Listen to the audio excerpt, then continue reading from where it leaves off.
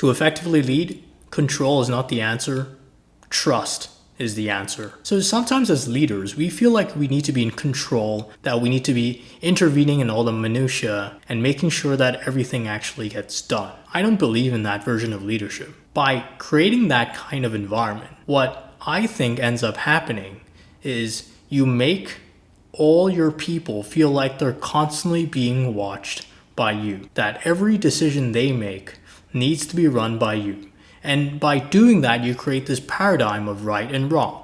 People start feeling scared. They fear making the wrong decision because everything needs to be run by you, right? You're always in the loop. You're always there. You're always a constant presence. And you disable people as a result. They feel like they can't make their own decisions without having you peer over their shoulder. So my kind of answer to this issue is to really think about what kind of environment you want to create within your company. So right now I'm working on a lot of side projects with a lot of developers, and what I try to do is I try to be as hands-off as possible. I try to not ask questions like how much time do we need to do something like this during the development process. I try to not ask questions like where are we on this, or do you have any questions? That sort of thing I don't really do anymore. And that is because I think that the people who work with me are mature enough to come to me with any problems and questions only if they think I can help with solving those problems or answering those questions. Sometimes they don't have to come to me. They can go to someone else. They can go resolve those problems. They can go have those questions answered on their own. They don't need to always come to me, and I don't need to always be peering over their shoulder, keeping myself in the loop, and constantly asking them if things are getting done. My job is just to make sure that the people who work with me feel cared for, and they feel like they can make mistakes, and they feel like they can make decisions on their own and not be punished for any sort of wrong decision.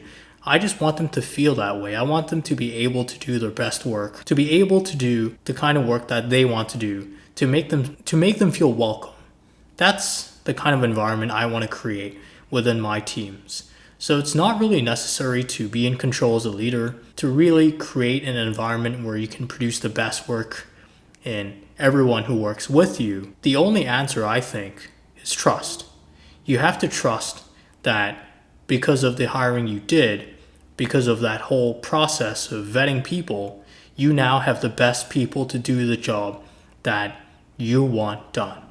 And all you have to do now is really to just let these people do their job. Sometimes the answer is just to let people do their jobs and not to intervene and not to try to micromanage every single little problem that comes up, and instead just try to make sure that everyone has what they need, set the targets, and just let people do their jobs. And they will come to you when they have problems. They will come to you when they have questions.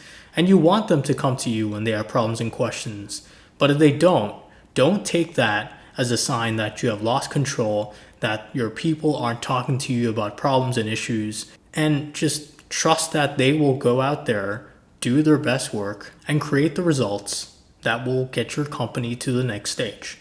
That's all you can really do as a leader. The answer is not control. The answer is trust.